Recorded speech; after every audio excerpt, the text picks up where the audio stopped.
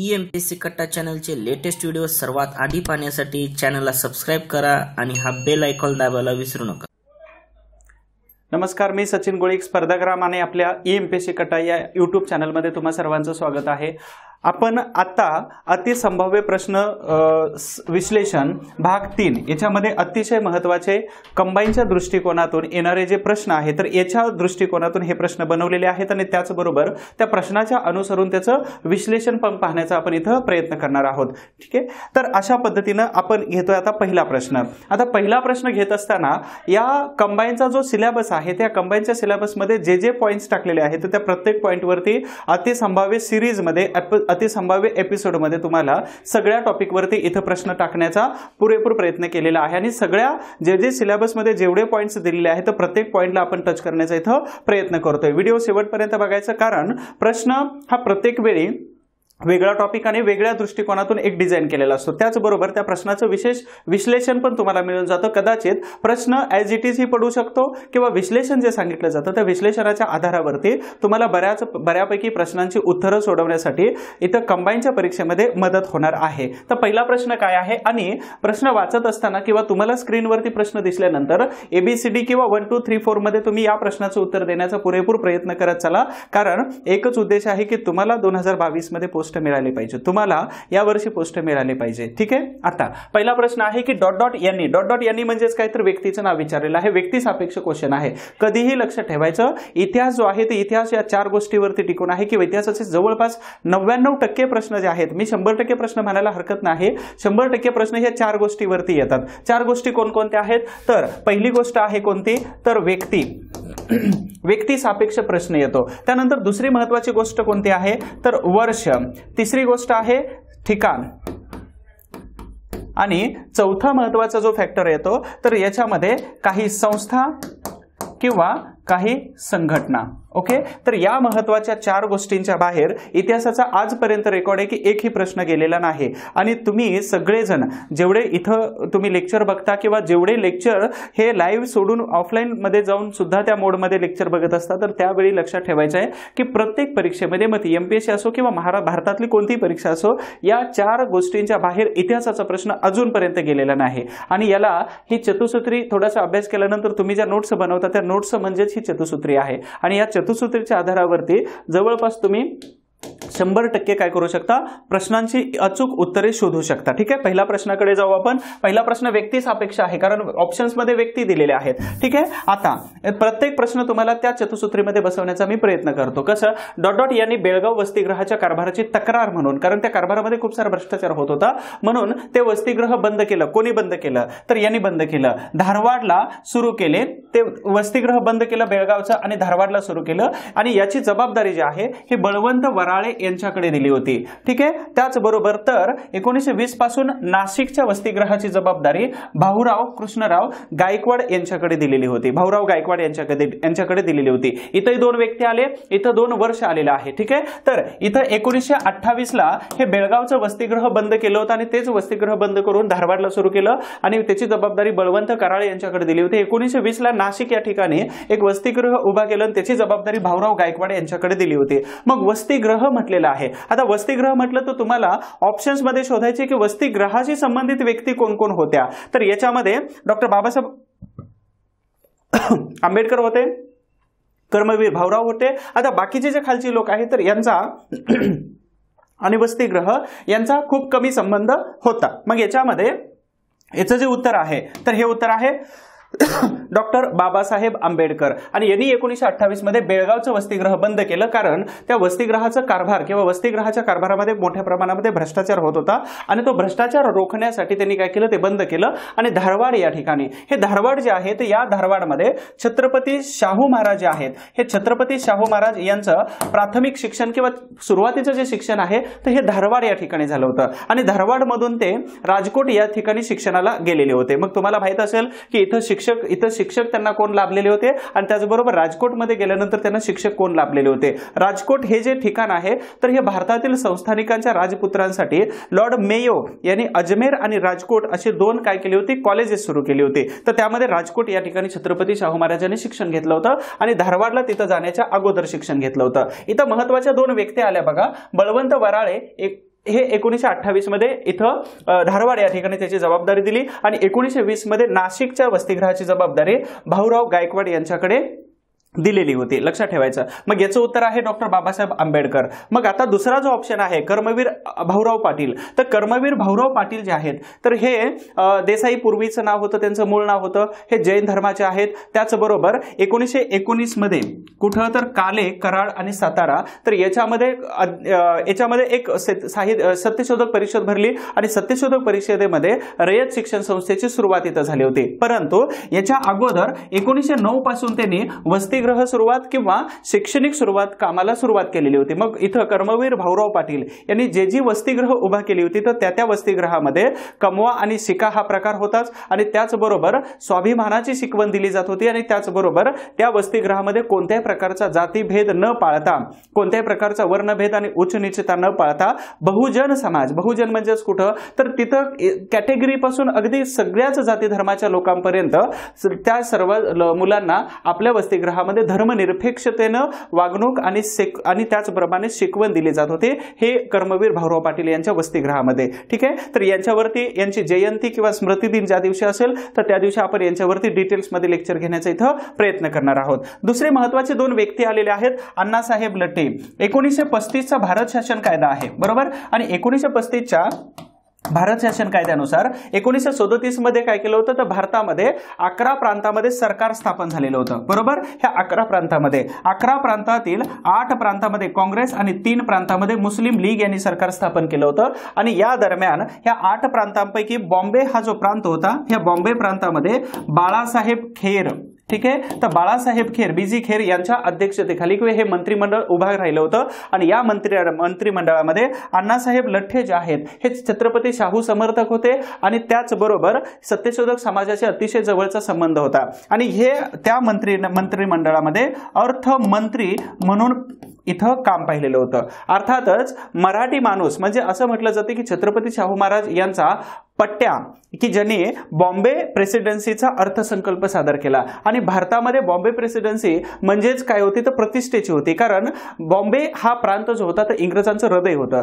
आणि या प्रांताचा अर्थसंकल्प मांडणारा पहिला मराठी व्यक्ती कोण होता तर अण्णासाहेब लठ्ठे होते.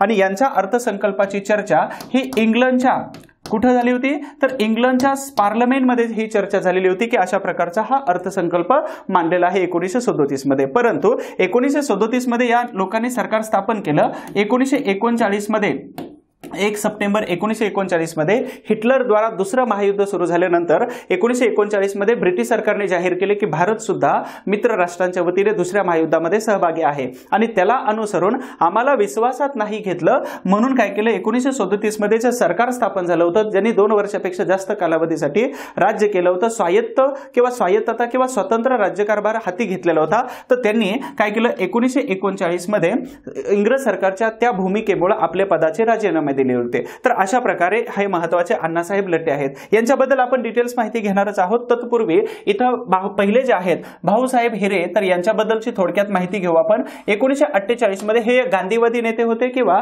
महात्मा गांधी यांचे चांगले समर्थक होते. 1948 मध्ये त्यांनी नाशिक या ठिकाणी आदिवासी सेवा समिती सुरू केली. यांनाच नाशिकचे लोकनेते असं म्हटलं जातं, ज्यांचं नाव भाऊसाहेब हिरे आहे. 1952 मध्ये महात्मा गांधी विद्यामंदिर अशी शैक्षणिक संस्था सुरू केली 1952 आणि 1949 मध्ये नाशिक या ठिकाणी महाराष्ट्रात पहिल्यांदा साक्षरता परिषदेचे अधिवेशन नाशिक या ठिकाणी 1949 मध्ये त्यांनी भरवलेलं होतं. हे आहेत भाऊसाहेब हिरे जे ऑप्शन्स मध्ये आले होते. कदाचित ऑप्शन्स मधून आयोग एखादा प्रश्न बनवू शकतो म्हणून आपण काय करतोय पूर्ण डिटेल्स घेतोय. त्यानंतर अण्णासाहेब लठ्ठे यांच्याबद्दल थोडक्यामध्ये आपण माहिती घेणार आहोत. 1901 मध्ये दिगंबर जैन बोर्डिंग असेल त्याच्या स्थापनेमध्ये, राणी व्हिक्टोरिया मराठा बोर्डिंग, कोल्हापूरमध्ये सहकारी बँक यांनी स्थापन केली. मिस क्लार्क हॉस्टेल कशासाठी तर अस्पृश्य मुलांसाठी हे हॉस्टेल सुरू केलं होतं. त्याचबरोबर अस्पृश्यांमध्ये एज्युकेशनची जनजागृती व्हावी यासाठी society from the promotion of depress class नावाची एक संस्था सुरू केली.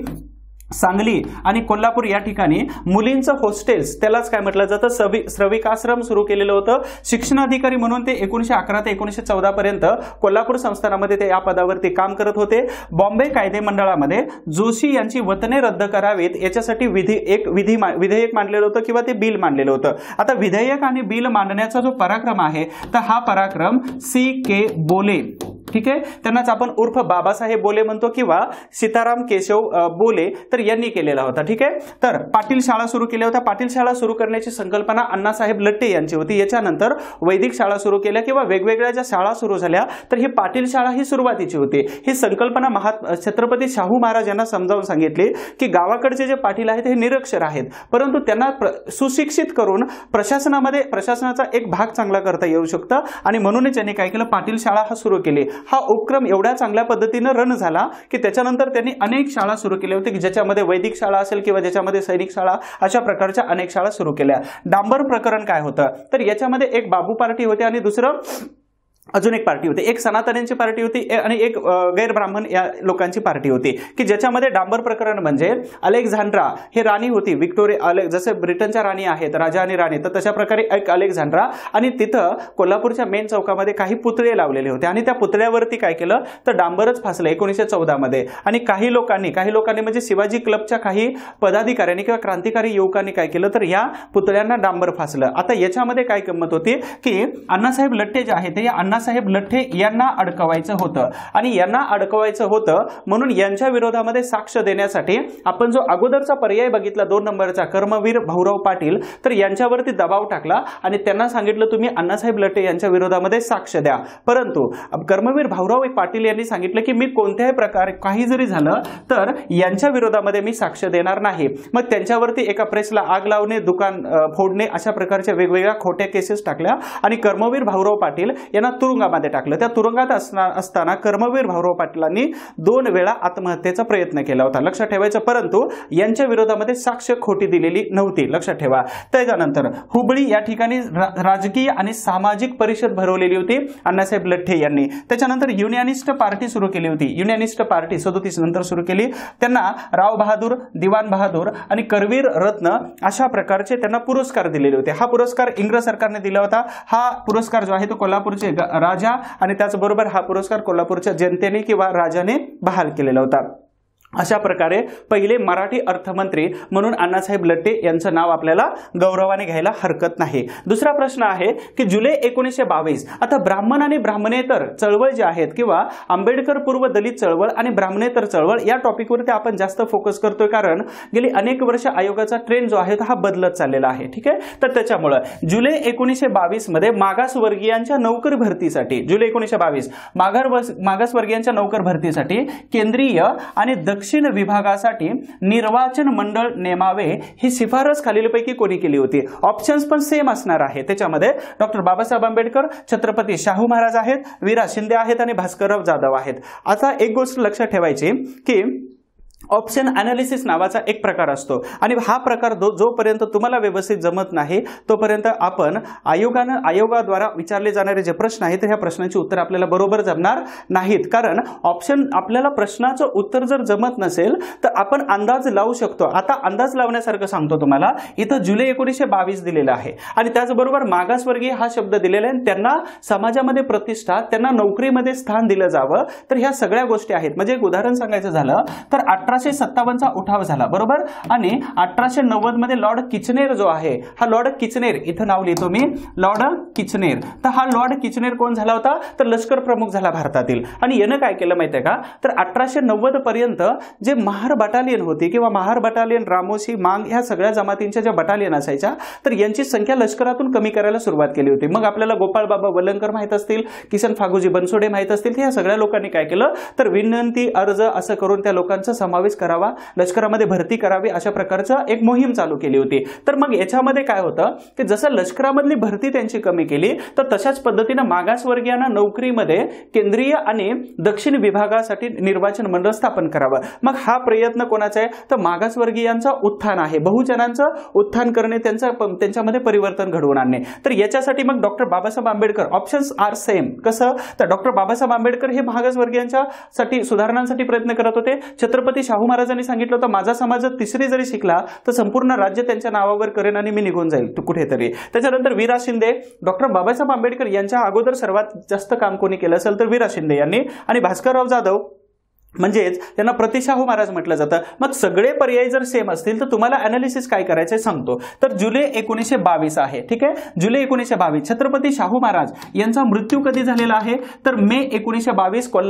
मुंबईच्या पन्हाळा लॉजवरती झालेला होता हार्ट अटॅकने। त्याच्यानंतर वीरा शिंदे यांनी डिप्रेस्ड क्लास मिशन जे आहे हे डिप्रेस्ड क्लास मिशन 1921 मध्ये जेव्हा डॉक्टर बाबासाहेब आंबेडकर हे सामाजिक चळवळीमध्ये जेव्हा ऍक्टिव्ह झाले होते, मूकनायक वर्तमानपत्राच्या माध्यमातून जेव्हा ऍक्टिव्ह झाले होते तर त्यावेळी डिप्रेस क्लास मिशन जे आहे। आता त्याचबरोबर अजून एक कारण होतं वीरा शिंदे हे इथं नसावेत याचं कारण सांगतो तुम्हाला की स्वतंत्र मतदार संघ हा दलितांना असावा, ठीक आहे, दलितांना असावा या मताचे वीरा शिंदे नव्हते। यांनी 1918 मध्ये स्वतंत्र मतदारसंघ दलितांसाठी नसावा अशी शिफारस केली होती। मग 1921 नंतर काय झालं, आंबेडकरांचा उदय झाला, जे बहुजनांचेच नेते होते, दलितांमधून आलेले होते आणि वीरा शिंदे यांचं मत असं झालं किंवा लोकांचं मत असं झालं की इथून पुढे दलितांचाच नेता हे दलितांचं प्रतिनिधित्व करेल। मग वीरा शिंदे कुठून होते तर वीरा शिंदे मराठा होते, परंतु बहुजनांची, दलितांची आणि महार कम्युनिटीची जी अवस्था आहे समजून घेण्यासाठी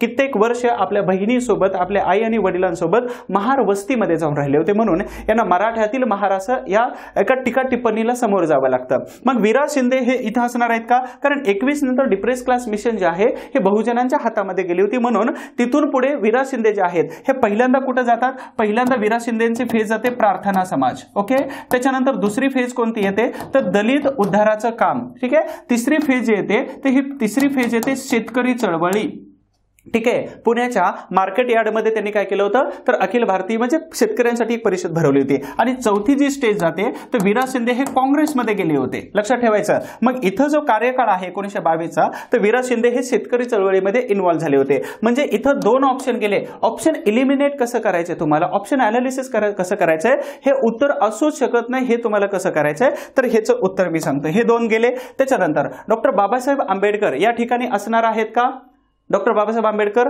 तर एक गोष्ट लक्षात ठेवायची, तर 1920 मध्ये डॉक्टर बाबासाहेब आंबेडकरांना 31 जानेवारी 1920 मध्ये मूकनायक वर्तमानपत्र सुरू करण्यासाठी छत्रपती शाहू महाराजांनी मदत केली होती। 2,500 रुपयाची परीक्षेला प्रश्न आलेला आहे। मग याच्यानंतर 20 मध्ये गेले होते आणि आंबेडकरांचं शिक्षण अर्धवट राहिलं होतं। त्याचं कारण असं होतं की 1913 मध्ये सयाजीराव गायकवाड यांच्याकडून 2 वर्षासाठी फेलोशिप मिळाली, परंतु तिथून आल्यानंतर 1916 पासून 1918 पर्यंत ते बडोदामध्ये कसं तरी काम करत होते, परंतु तिथे राहण्यासाठी घर आणि अस्पृश्यतेची झळ एवढ्या जोरात पोहोचत होती की त्यांनी ते 18 मध्ये सोडलं बडोदा, आणि सोडल्यानंतर छत्रपती शाहू महाराजांची ओळख झाली इथं। म्हणजे छत्रपती शाहू महाराज दादरच्या बीडीडी चाळीमध्ये डॉक्टर बाबासाहेब आंबेडकर यांचं घर विचारत आणि शोधत गेले होते। एका महान दोन व्यक्तींचा संवाद असा आहे की राजे तुम्ही इथं कशाला आलात, तर त्यावरती छत्रपती शाहू महाराज डॉक्टर आंबेडकरांना संबोधून असं बोलतात की आम्ही तर परंपरेचे, वंश परंपरेचे राजे, तुम्ही तर ज्ञानाचे राजे आहात। म्हणजे take respect and give respect हा दोन महामानवामध्ये आपल्याला त्या संवादाच्या माध्यमातून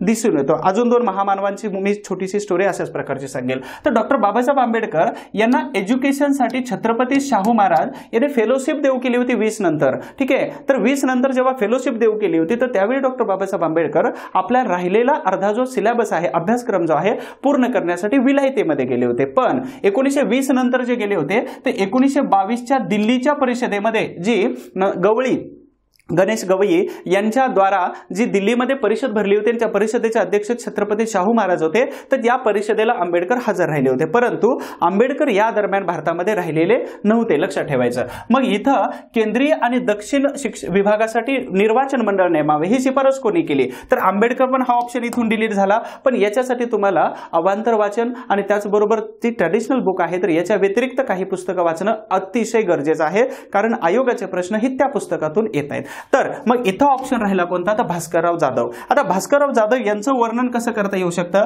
तर गेल्या अतिसंभाव्य प्रश्न सिरीज मध्ये तुम्हाला हे सांगितलं होतं की भास्करराव जाधव यांची ओळख गंगाराम म्हस्के यांनी छत्रपती शाहू महाराजांना शिफारस केली, आणि एवढे हुशार होते ते छत्रपती शाहू महाराज यांच्यामध्ये एवढे जाऊन यांच्या विचाराशी एवढे मिळते जुळते झाले की यांना प्रति शाहू महाराज या नावाने ओळखलं जातं, ठीक आहे, प्रति शाहू महाराज। आणि त्याचबरोबर अजून एका नावाने ओळखलं जातं, म्हणजेच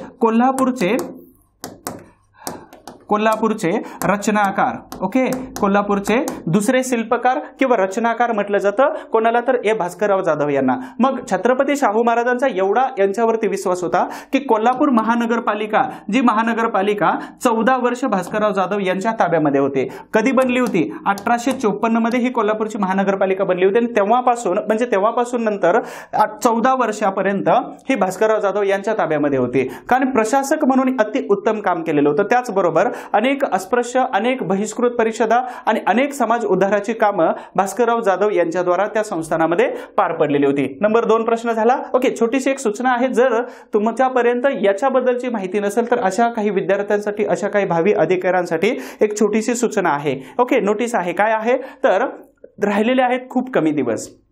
खूप कमी दिवसामध्ये तुम्हाला 15 प्रश्न येतात इतिहासाचे. आणि 15 प्रश्नांमध्ये जर तुम्हाला कमीत कमी 13 प्रश्न जर यायचे असतील, 13 प्रश्न जर बरोबर आणायचे असतील तर तुम्हाला ही 10 तासाची बॅच लावणं गरजेचं आहे. ठीक आहे. हा, तुमच्या सोयीनुसार ही बॅच तुम्ही तशा पद्धतीने लावू शकता. याच्यामध्ये आपण काय केलेलं आहे तर 12 व्हिडिओ दिलेले आहेत, 10 व्हिडिओ दिलेले आहेत, 10 ते 12 व्हिडिओ दिलेले आहेत. आणि या 12 व्हिडिओमध्ये आधुनिक भारताचा इतिहास दिलेला आहे, आधुनिक महाराष्ट्राचा इतिहास आणि त्याचबरोबर समाज सुधारक. मग याच्या व्यतिरिक्त वर्तमानपत्र, ब्राह्मण, दलित ब्राह्मणेतर चळवळ, त्याचबरोबर दलित चळवळ, त्याचबरोबर डॉक्टर आंबेडकर पूर्व दलित चळवळ, त्याच्यानंतर इतर काही महत्त्वाचा जो सिलेबस असतो, तर आपण अशा पद्धतीनं इथं 12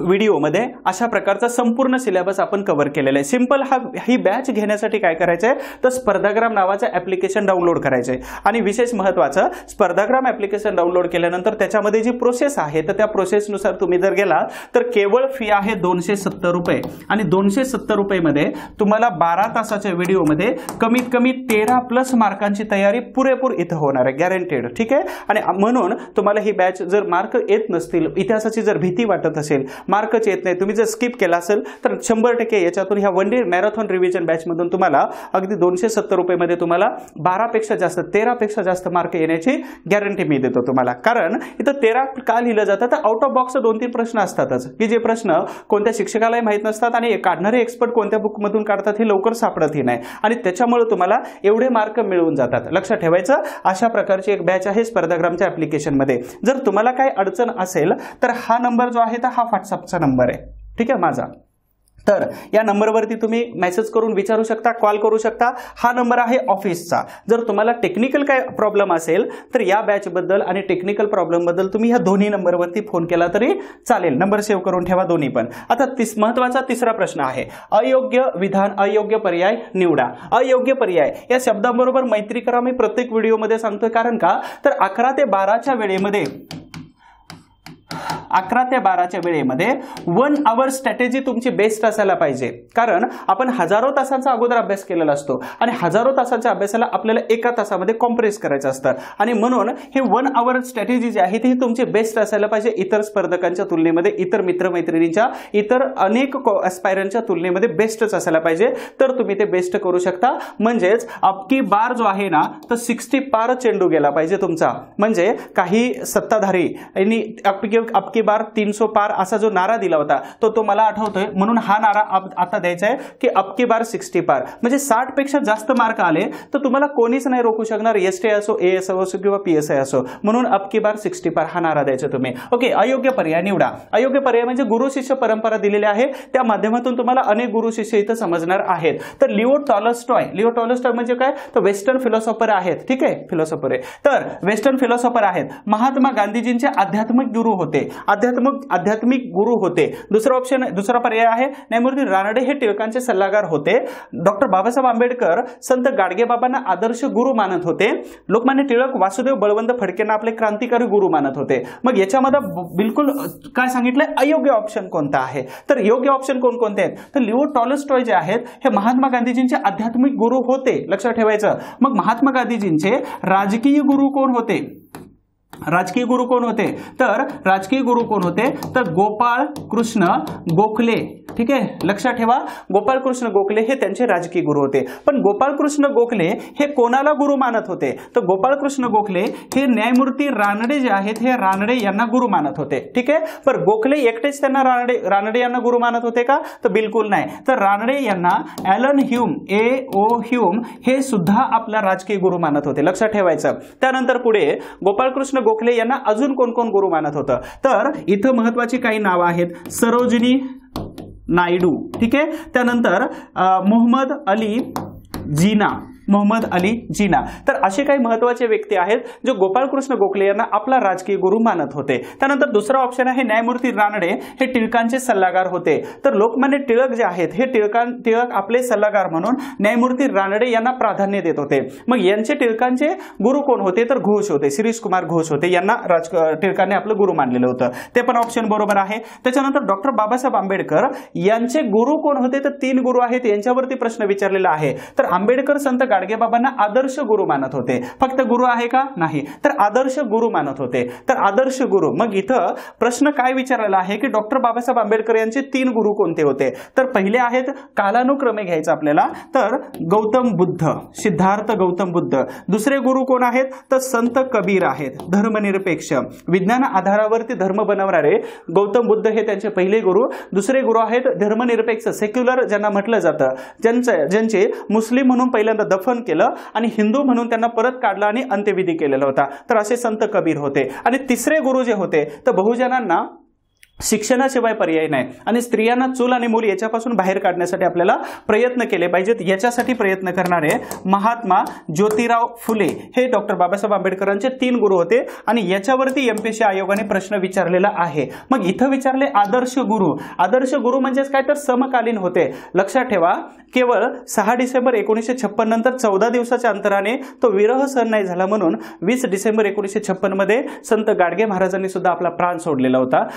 कुठून तर प्रवास करत असताना मुंबईमधून त्यांच्या गावाकडे अमरावतीकडे. ठीक आहे, तर म्हणून इथं आदर्श गुरु मानत होते. लक्षात ठेवा, छोटासा किस्सा आहे, तो मी नंतर शेअर करेल तुम्हाला. 2 महान व्यक्तींचा किस्सा, संत गाडगेबाबा, डॉक्टर बाबासाहेब आंबेडकर यांचा. त्यानंतर पुढे लोकमान्य टिळक वासुदेव बळवंत फडकेंना आपला क्रांतिगुरु मानत होते, क्रांतिकारी गुरु मानत होते. तर हे विधान चुकीचं आहे. त्याचं कारण सांगतो. वासुदेव बळवंत फडके यांना लहुजी बुवा साळवे यांच्या नंतर क्रांतिकारी, आद्य क्रांतिकारक असं म्हटलं जातं. तो वाद आहे की कोण आद्य क्रांतिकार आहेत का, पण आपल्याला इथं वासुदेव बळवंत फडके आद्य क्रांतिकारक म्हणून आणि त्याच्यामध्ये क्रांतिकारी गुरु. तर वासुदेव बळवंत फडके यांची क्रांती कशी होती? तर बिलकुल हे जहालवादी होते. पण जहालवादाचं स्वरूप काय होतं? तर जहालवादाचं स्वरूप होतं याच्यामध्ये कोणाचं तरी खून करायचंय, कुठेतरी दरोडा टाकायचा आहे किंवा कुठेतरी लुटालूट करायची आहे. कारण का? तर तिथून येणारा पैसा आणि शस्त्राचा वापर आपण आपल्या देशाला स्वतंत्र स्वराज्य मिळवून देण्यासाठी करू शकतो. पण इथं लोकमान्य टिळकांचा जहालवादी आणि क्रांतिकारी मार्ग मात्र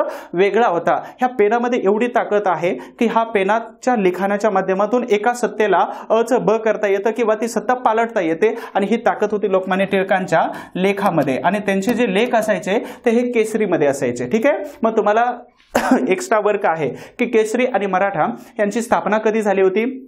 बर्वे प्रकरण काय होतं? आगरकर कोणत्या वर्तमानपत्राचे संपादक होते? मराठाचे पहिले संपादक कोण होते? लँग्वेजेस कोणकोणत्या होत्या? आणि त्याचबरोबर आगरकर बाहेर का निघाले, कोणत्या वर्षी बाहेर निघाले आणि केसरीचे संपादक कोण कोण होते? तर ही सगळी डिटेल तुम्हाला लक्षात ठेवायचं आहे. यावरती प्रश्न बनू शकतो. तर दोघंही जहालवादी होते, परंतु एकाचा मार्ग वेगळा होता आणि दुसऱ्याचा मार्ग वेगळा होता. आणि म्हणून हे क्रांतिकारी गुरु असू शकत नाही. फक्त त्यांच्यामध्ये फक्त काम करण्याची पद्धती वेगळ्या होत्या, थेरी एकच होती. ठीक आहे, लक्षात ठेवा. त्याच्यानं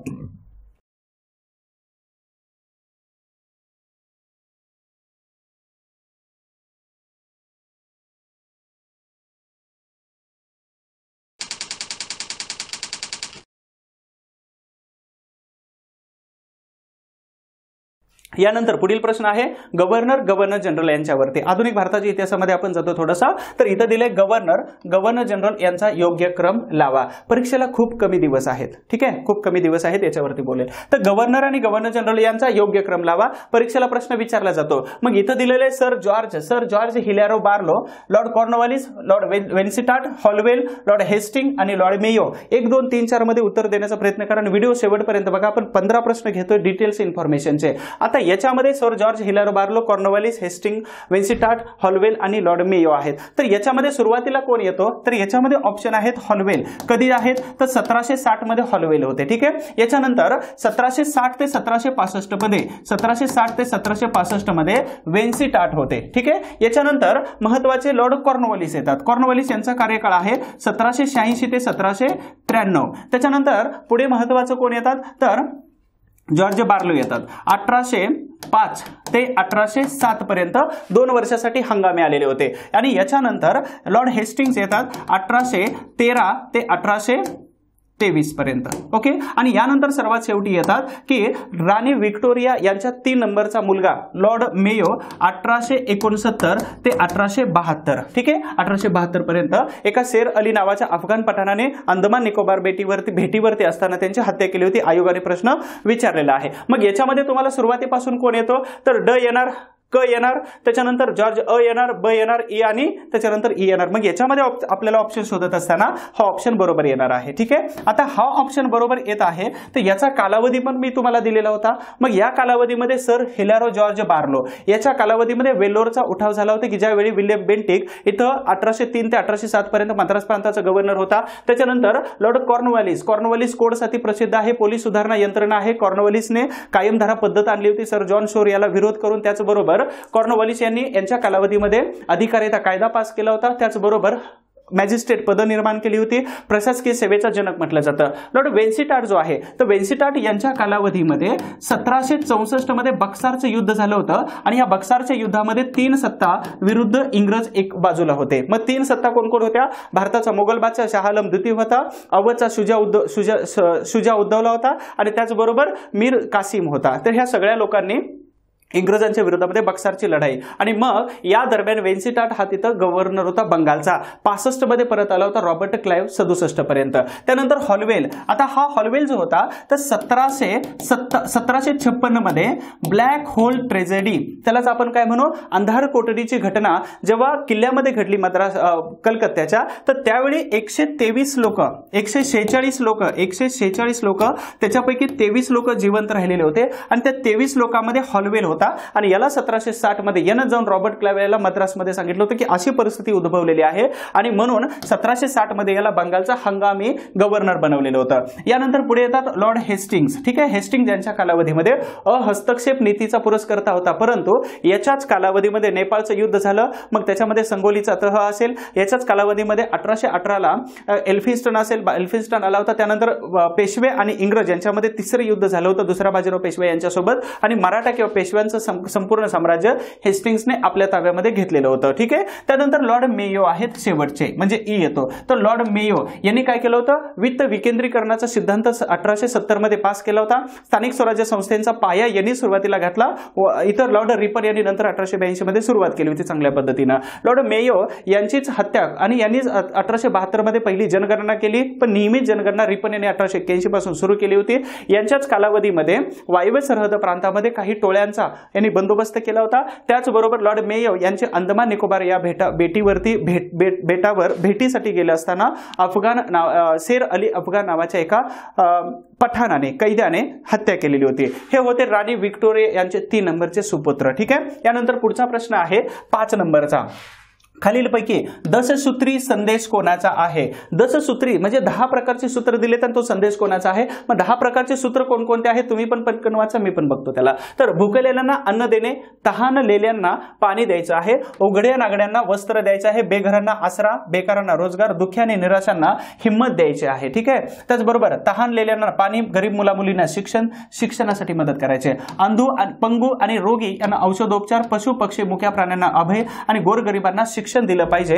अशा प्रकारचे 10 सूत्र खालीलपैकी कोणत्या व्यक्ती सापेक्ष प्रश्न आलेले. आणि हे सांगताना अजून एक सेंटेन्स बोलतात ते की हाच रोखडा धर्म आहे. ठीक आहे. आणि हीच खरी भक्ती आहे आणि देवपूजा आहे. मग मित्रांनो, तुम्हाला जात आणि धर्म विचारल्यानंतर तुम्ही काय उत्तर देत असता, तर बिलकुल जेव्हा तुम्हाला धर्म विचारतात त्यावेळी माणुसकी नावाचा धर्म हे तुमचं उत्तर असायला पाहिजे, कोणीही विचारो. आणि जेव्हा तुमची जात विचारता तर त्यावेळी पुरुष आणि स्त्री ह्या दोन्हीपैकी एक तुमचं उत्तर असायला पाहिजे. हे आपलं सेक्युलर आणि आपण अभ्यास करतो याचं हे सार्थक होतं जेव्हा तेव्हा आपण अशा प्रकारचे प्रगल्भ विचार करून उत्तर देत असतो. मग इथं धर्म काय सांगितलंय तर हीच खरी भक्ती आणि ह्याच खरा देवधर्म आहे की अशा प्रकारची 10 सूत्र वापरा, त्याला दशसूत्री संदेश असं म्हटलं जातं. मग याचं उत्तर तुम्हाला माहीतच असायला पाहिजे. जर माहीत नसेल तर मग आपला या भूमीमध्ये जन्म होऊन आपल्यासारखं दुर्दैव कोणाचंच नाही. तर याचं उत्तर आहे संत गाडगे बाबा. आता एक मला स्टोरी सांगावीशी वाटते छोटीशी, डॉक्टर बाबासाहेब आंबेडकर आणि संत गाडगे बाबा यांच्याबद्दलची. आधुनिक भारताचा इतिहास कंबाईनची बॅच आहे ॲप्लिकेशनमध्ये, तुम्हाला सर्वांना सांगण्याची गरज नाही. तर एक तारीख मी तुम्हाला एक छोटीशी स्टोरी सांगतो की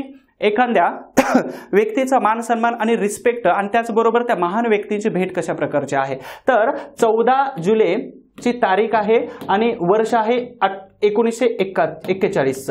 या दरम्यान लॉर्ड लिनलिथ-गो यांचा कार्यकाळ होता. लॉर्ड लिनलिथ-गो यांचे ऑगस्ट ऑफर आणि क्रिप्स मिशन 1942 तुम्हाला प्रसिद्ध आहे. तर लिनलिथ-गो यांच्या कार्यकाळामध्ये डॉक्टर बाबासाहेब आंबेडकर मजूर मंत्री होते. लक्षात ठेवा, डॉक्टर बाबासाहेब आंबेडकर कोणत्या पदावरती काम करत होते तर मजूर मंत्री होते. आंबेडकर 1942 पासून 46 पर्यंत. तर डॉक्टर आंबेडकर मजूर मंत्री होते आणि इथं महानंदा स्वामी ह्या व्यक्तीकडून नाव लक्षात ठेवा, परीक्षेला विचारलं जाऊ शकतं, महानंदा स्वामी. तर या व्यक्तीने काय केलं, डॉक्टर बाबासाहेब आंबेडकरांना सांगितलं, डॉक्टर आंबेडकर यांना सांगितलं की संत गाडगे बाबा आजारी आहेत आणि हॉस्पिटलमध्ये आहेत. डॉक्टर बाबासाहेब आंबेडकरांची अर्जंट दिल्लीला मीटिंग होती आणि संध्याकाळची ट्रेन होती. संध्याकाळची ट्रेन सोडली. डॉक्टर बाबासाहेब आंबेडकरांनी 2 घोंगड्या घेतल्या आणि महानंद स्वामी यांच्याबरोबर काय केले तर तडक हॉस्पिटलमध्ये निघाले. हॉस्पिटलमध्ये गेल्यानंतर 14 जुलै 1941 ची या महान 2 व्यक्तींची भेट होती की याच्या अगोदर कित्येक भेटी झाल्या होत्या, परंतु ही शेवटची भेट असावी कदाचित. आणि त्या दरम्यान संत गाडगे बाबा यांनी डॉक्टर बाबासाहेब आंबेडकरांना सांगितलं होतं की साहेब तुम्ही कशाला आले, तुमचा तर वेळ खूप महत्त्वाचा आहे. आणि म्हणून आंबेडकरांना असं बोलल्यानंतर आंबेडकर म्हटले की बाबा खरे साहेब तर तुम्ही आहेत.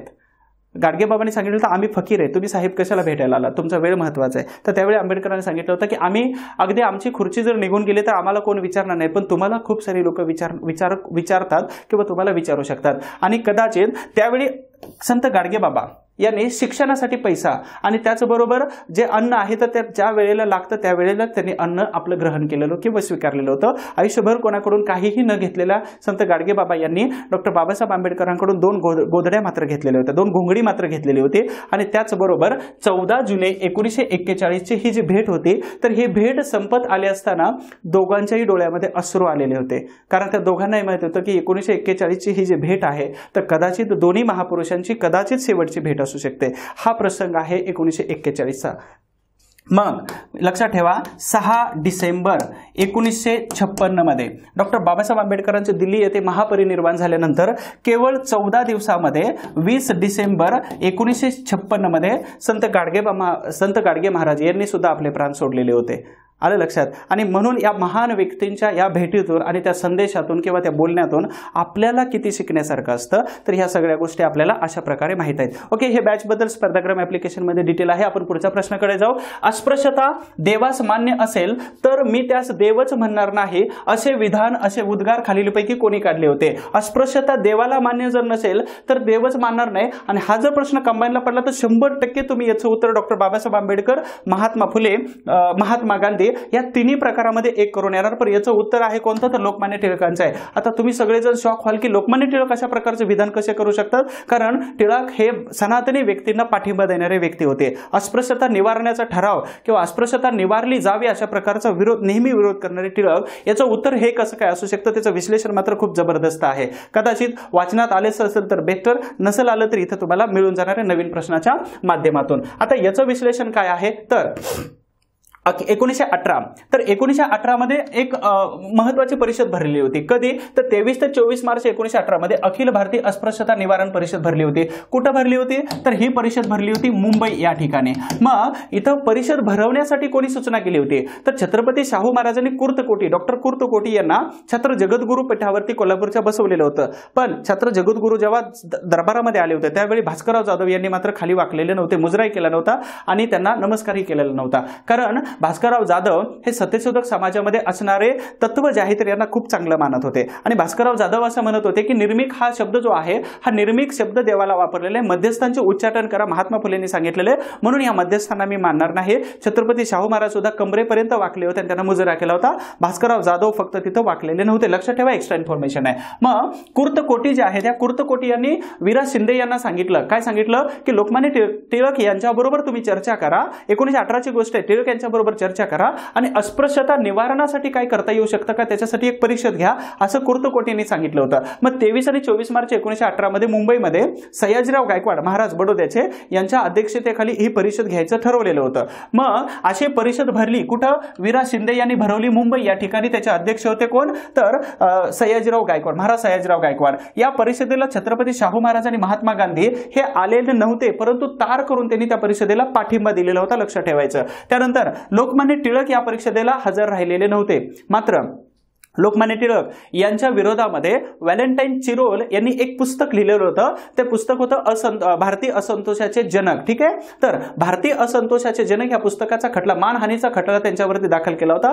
आणि लोकमान्य टिळक इंग्लंडला जाण्यासाठी त्या परिषदेच्या दिवशीच मुंबईमध्ये दाखल झाले होते. परंतु काय झालं होतं, दुसऱ्या दिवशी जाणार होते आणि म्हणून लोकमान्य टिळक पहिल्या दिवशी परिषदेला हजर राहिलेले नव्हते. पण दुसऱ्या दिवशी मात्र काय केलं तर लोकमान्य टिळक हे विराज शिंदे यांच्या आग्रहाला मान देऊन परिषदेला हजर राहतो म्हटले, पण मी केसरीचा संपादक म्हणून परिषदेला हजर राहणार नाही, तर मी फक्त लोकमान्य टिळक म्हणून परिषदेला हजर राहणार. अशा प्रकारच्या अटीवरती लोकमान्य टिळक दुसऱ्या परिषदेमध्ये काय केलं होतं तर दुसऱ्या दिवशी या परिषदेला हजर राहिले होते. ठीक आहे. आता दुसऱ्या दिवशी परिषदेला हजर राहिल्यानंतर लोकमान्य टिळक जेव्हा त्या मंडपामधून येत होते तर त्यावेळी महत्वाचे संभाजी वाघमारे नावाचे जे युवक आहेत तर सगळ्या लोकांनी टाळ्या वाजवून त्यांचं स्वागत केलं होतं. पण संभाजी वाघमारे ह्या युवकांनी काय केलं तर लोकमान्य टिळकांना प्रश्न विचारला होता की ह्या सगळ्या जर टाळ्या तुमच्यासाठी जर असतील तर अस्पृश्यता निवारण्यासाठी तुमच्याकडून तशी अपेक्षा पण केली जाऊ शकते. मग जेव्हा लोकमान्य टिळक या परिषदेमध्ये उभे राहिले होते, भाषण देण्यासाठी जेव्हा उभे राहिले होते तर त्यावेळी त्यांनी सांगितलं होतं जर अस्पृश्यता देवाला जर मान्य असेल तर मी कोणत्याही देवाला मानणार नाही. आता त्याच्यानंतर काही इन्फॉर्मेशन आहे. तर डॉक्टर बाबासाहेब आंबेडकर जे आहेत हे या परिषदेला गैरहजर राहिले होते. त्याचं कारण सांगतो की आंबेडकर जे आहेत हे बडोदा संस्थानामध्ये वेगवेगळ्या पदावरती काम करत होते आणि वेगवेगळ्या पदावरती काम करत असल्यामुळे तिथं राहण्यासाठी जागा आणि अस्पृश्यतेचे झळ त्यांना जास्त पोहोचले होते म्हणून आले नाहीत. परंतु त्यांच्या वतीने कृष्णाजी अर्जुन केलुस्कर यांनी आंबेडकरांची व्यथा तिथं मात्र स्पष्ट केली होती त्या भाषणामध्ये. लोकमान्य टिळक यांचं भाषण तर झालं होतं की देवाला मानणार नाही वगैरे वगैरे, परंतु जेव्हा विराज शिंदे यांनी काय केलं होतं अस्पृश्यता निवारण्यासाठी सहीची मोहीम राबवली आणि या सहीच्या मोहिमेमध्ये इथं लोकमान्य टिळकांनी मात्र सही करायला नकार दिलेला होता. त्याचं कारण सही करायला नकार देणे, सही करणे किंवा सकारात्मक होकार देणे म्हणजेच काय होतं तर अस्पृश्यता निवारण्यासाठी पुरेपूर काम करावं लागणार होतं आणि म्हणून त्यांनी सांगितलं होतं, मी अगोदरच सांगितलं होतं मी केसरीचा संपादक म्हणून येत नाही, तर मी फक्त वैयक्तिक लोकमान्य टिळक म्हणून येतोय. मग लोकमान्य टिळक या परिषदेला हजर राहिले, सही तर केलीच नाही पण लोकमान्य टिळक परिषदेला हजर राहिले. अशा प्रकारची परिषद झाली, भाषण केलं. याच्यापैकी एकही शब्द केसरीमध्ये प्रिंट केलेला नव्हता. उलट याच्यामध्ये कोणत्या तरी एका विशिष्ट व्यक्तीच्या बाबतीत मरणाची बातमी या केसरीमध्ये मोठ्या अक्षरामध्ये दिलेली होती. आता याच्यामध्ये सहभाग कोणाकोणाचा होता यावरती प्रश्न विचारतो हा गट परीक्षेला विचारला जाऊ शकतो. मग कोण आहेत? सयाजीराव गायकवाड आहेत, दादासाहेब खापर्डे कुठून तर लोकमान्य टिळकांचे समर्थक आहेत, लोकमान्य टिळक, बिपिनचंद्र पाल परीक्षेला विचारला जाऊ शकतो, विठ्ठलभाई पटेल, संभाजी वाघमारे, ठक्कर बाप्पा आणि कृष्णाजी केलुस्कर, त्याचबरोबर विराज शिंदे तर होतेच. तर अशा आणि सयाजीराव गायकवाड अशा महान व्यक्तींच्या उपस्थितीमध्ये ही 1918 ची एक अस्पृश्यता निवारण परिषद मुंबईमध्ये पार पडली होती. ठीक आहे, लक्षात ठेवा. आता दुसरी परिषद कुठे भरली होती? महात्मा गांधी यांच्या अध्यक्षतेखाली नागपूर या ठिकाणी विराज शिंदेनी भरवलेली होती. 7 नंबरचा प्रश्न मिठाच्या सत्याग्रहादरम्यान कधीचा आहे हो तर 1930 चा आहे. मिठाच्या सत्याग्रहादरम्यान अस्पृश्यांच्या सत्याग्रहाच्या हातोडीने मिठाच्या कायद्याची माशी मारणे अशा शब्दात सत्याग्रहाच्या निर्णयाची हेटाळणी कोणी केलेली होती? तर हेटाळणी कोणी केली होती तर याच्यामध्ये ऑप्शन्स आहेत इंदुलाल याज्ञिक यांनी. पण एक लक्षात ठेवायचं, या मिठाच्या सत्याग्रहाला आणि सविनय कायदेभंगाच्या चळवळीला विरोध जर कोणी केला असेल तर मोतीलाल नेहरू, सरदार वल्लभभाई पटेल आणि पंडित जवाहरलाल नेहरू आणि त्याचबरोबर इंदुलाल याज्ञिक जे खेडा सत्याग्रहामध्ये महात्मा गांधी यांच्यासोबत अगदी सोबत होते किंवा सहकारी होते. तर या महत्वाच्या व्यक्तीने अशा प्रकारचे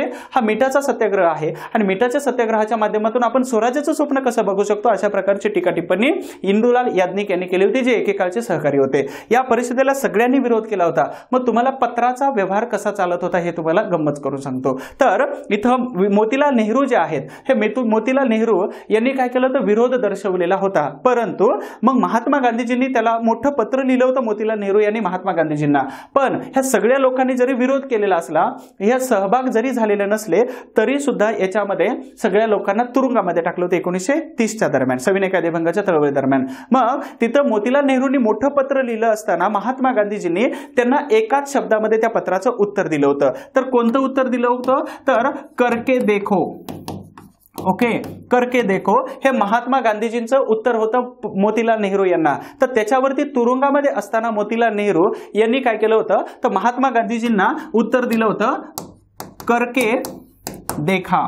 ओके, तर अशा प्रकारचा दोघांचा पत्रव्यवहार आणि पत्रावरती एवढ्याच 2 लाईन होत्या. तर त्याचं उत्तर आहे इंदुलाल याज्ञिक. श्री शाहू सेवक सोसायटीशी संबंधित योग्य गट ओळखा. नेहमी एक प्रश्न डिझाईन करतो अशा प्रकारचा व्यक्तींचा गट. ठीक आहे, इथं पण व्यक्तींचा गट सांगितला, याच्यामध्ये पण तुम्हाला परत एकदा व्यक्तींचा गट आलेला आहे. यावरती प्रश्न पडू शकतो. तर श्री शाहू सेवा सोसायटी किंवा सेवक सोसायटी, तर याच्याशी संबंधित असणारा गट कोणता आहे तर याचं उत्तर आहे श्रीपतराव शिंदे. ठीक आहे, मेन महत्वाचे व्यक्ती आहेत केशवराव जाधव आणि माधवराव बागल. ठीक आहे, अतिशय महत्वाचे. आणि ब्राह्मणेतर आणि छत्रपती शाहू समर्थक जो गट होता तर त्याच्यामध्ये सर्वात स्ट्रॉंग गट कोणता असेल तर या महत्वाच्या व्यक्तींचा आहे. मग याच्यामध्ये बाकीचे जे व्यक्ती आहेत तर याच्यामध्ये नामदेवराव नवले होते. ओके, याच्यामध्ये नसणाऱ्या व्यक्ती अण्णासाहेब लठ्ठे, दामू जोशी, छत्रपती शाहू महाराज यांच्यावरती बॉम्ब टाकणारा व्यक्ती गणपतराव कदम. पाटील असायला पाहिजे तो वकील, पण कदम चुकीचा ऑप्शन टाकला मी. तर ह्या महत्वाच्या ज्या व्यक्ती, ह्या व्यक्ती ज्या आहेत ह्या व्यक्ती याच्यामध्ये ऑप्शनमध्ये नाहीत. तर बाकीच्या सगळ्या ज्या व्यक्ती आहेत ना तर या श्री शाहू सेवा सोसायटी जी 1931 मध्ये पुण्यामध्ये बनलेली होती. ठीक आहे, आणि या सोसायटीमध्ये हे सगळे लोक काय होते ऍज अ मेंबर म्हणून होते, वेगवेगळ्या पदावरती काम करत होते. मग आता या सेवा सोसायटीचे संबंधित थोडीशी माहिती सांगणं गरजेचं आहे. तर 1909 ला गोपाळकृष्ण गोखले यांनी कोणती सभा सुरू केली होती, समाज सुरू केला होता तर भारत सेवक समाज. लक्षात ठेवा, भारत सेवक समाज. श्रीपतराव शिंदे जे आहेत, हे श्रीपतराव शिंदे यांना असं वाटत होतं की गोपाळकृष्ण गोखले यांच्या भारत सेवक समाजासारखी एखादी संघटना आणि ज्ञानप्रकाश, लक्षात ठेवा, तर ज्ञानप्रकाश यांच्यासारखं एखादं वर्तमानपत्र आपण सुद्धा सुरू करावं अशा प्रकारचे यांना वाटत होतं. आणि म्हणूनच पुण्यामध्ये 1931 ला याच्यासारखी संस्था सुरू केली आणि श्रीपतराव शिंदे यांनी एक वर्तमानपत्र सुद्धा सुरू केलं होतं. त्याचं नाव आहे विजयी मराठा. आणि त्या कालावधीमध्ये लोकमान्य टिळकांच्या केसरीला जर कोण टफ देत असेल तर विरोध प्रचंड जर करत असेल तर ते होतं विजयी मराठा. याला काय म्हटलं जातं तर बहुजनांचा केसरी, अशा प्रकारे याला या नावाने गौरव केला जातो. तर अशा प्रकारचं हे उत्तर याचं आहे. डिटेल आपल्याला जे बॅचमध्ये व्हिडिओवर जो टाकलेला आहे ब्राह्मणेतर चळवळ, याच्यामध्ये फुल डिटेलमध्ये तुम्हाला दिलेला आहे. ठीक आहे, इथं देण्याचा मी पुरेपूर प्रयत्न करतोय. 9 नंबरचा प्रश्न आहे, बंगालची फाळणी 1905 ची आहे, सगळ्यांना माहित असेल, कर्जन यांनी केली होती. तर बंगालची फाळणी जी आहे, हे बंगालची फाळणी करण्यामागे लॉर्ड कर्जन याचा कोणता मुख्य हेतू होता. मग ऑप्शन अ ब क ड मध्ये दिलेले आहेत. हिंदू मुस्लिम यांच्यामध्ये फूट पाडणे, ऑप्शन बरोबर आहे. स्वातंत्र्य चळवळ दुबळी करणे. स्वातंत्र्य चळवळ म्हणजेच कोण, इंडियन नॅशनल काँग्रेस, आणि याच्यामध्ये असणारे मुस्लिम लीग आणि हिंदू. ठीक आहे, तर या सगळ्यांना दुबळ करणे हे पण बरोबर आहे. प्रशासकीय सोयीसाठी तर हे काय केलं होतं, हे कारण दिलेलं होतं, फक्त ओरिजिनल आहे का नाही. बंगालच्या नवाबाला शह देणे. बंगालच्या नवाबाला शह कसा देणार, बंगालच्या नवाबाला 14 लाख रुपयाचं लोन दिलं होतं आणि त्याला सांगितलं इंडियन नॅशनल काँग्रेसमधून तू बाहेर निघ. किती सांगितलं होतं, 14 लाख रुपयाचं लोन दिलं होतं, कमी कर्जामध्ये, कमी व्याजाने. आणि 14 लाख रुपयाचं कर्ज देऊन त्याला सांगितलं काय तर तू अशा प्रकारची एक मुस्लिम लीग बनव आणि इंडियन नॅशनल काँग्रेस ही तुमच्या हिताची नाही, तुम्ही बाहेर निघा. अशा प्रकारचे हे दोन्ही ऑप्शन बसणार नाही त्याच्यामध्ये. आणि मग याचं उत्तर आहे अ आणि ब, लक्षात ठेवायचं. ठीक आहे, तर अशा पद्धतीने लॉर्ड कर्जन. मग आपला यूट्यूबवरती लॉर्ड कर्जन आणि बंगालची फाळणी अशा प्रकारचा एक व्हिडिओ आहे, सबस्क्रिप्शनमध्ये तुम्हाला लिंक दिलेली आहे आणि त्या लिंकमध्ये जावा, तो व्हिडिओ बघा. कमीत कमी त्याच्या बाहेर प्रश्न जाणार नाही. इथं पण मी तुम्हाला 2 प्रश्न देतोय आणि दोन्ही प्रश्नाच्या माध्यमातून बंगालच्या फाळणीवरती थोडासा प्रकाश टाकण्याचा प्रयत्न करतोय. दुसरं बंगालच्या फाळणीशी संबंधित आहे. वंगभंग चळवळीमध्ये खालीलपैकी कोणते कार्यक्रम राबवण्यात आले. बघा, वंगभंग चळवळीमध्ये कोणते कार्यक्रम राबवण्यात आलेले होते तर याच्यामध्ये निषेध सभांद्वारे द्वारा सरकारचा धिक्कार करणे हा कार्यक्रम तर केलेलाच होता, ऑप्शन बरोबर आहे. वंदे मातरम हे गीत गायलं जात होतं, तर हे पण बरोबर आहे. त्याचबरोबर रक्षाबंधनाचा कार्यक्रम आणि त्याच्यानंतर परदेशी मालावरती बहिष्कार. मग याच्यामध्ये परदेशी मालावरती बहिष्कार आणि इथं धिक्कार केला होता. मग ऑप्शन अ आणि ड असायला पाहिजे. अ आणि ड हा ऑप्शन इथं बरोबर बसतो. आता वंदे मातरम जे गीत आहे ते हे गीत गायलं जात होतं, परंतु आपल्याला इथं ब ऑप्शनच दिलं नाही आणि जर इथं जर दिला असेल तर क दिलेलं आहे, मग हा ऑप्शन इथं बसत नाही. म्हणून इथं आता वंगभंग चळवळीचा हे नव्हतं, तर हे कशाचं कारण होतं रक्षाबंधनाचं, तर हे रक्षाबंधन जे आहे ते रक्षाबंधन 1905 नंतर. पण वंगभंग चळवळ जे आहे हे 1904 मध्ये सुरू झाली होती. त्याचं कारण आहे की 1903 मध्येच बंगाल फाळणीचं नियोजन करण्यात आलं होतं आणि म्हणून 1904 पासूनची वंगभंग चळवळ आहे. स्वदेशी चळवळ 5 नंतर सुरू झाली होती, म्हणून इथं ऑप्शन येतो अ आणि ड.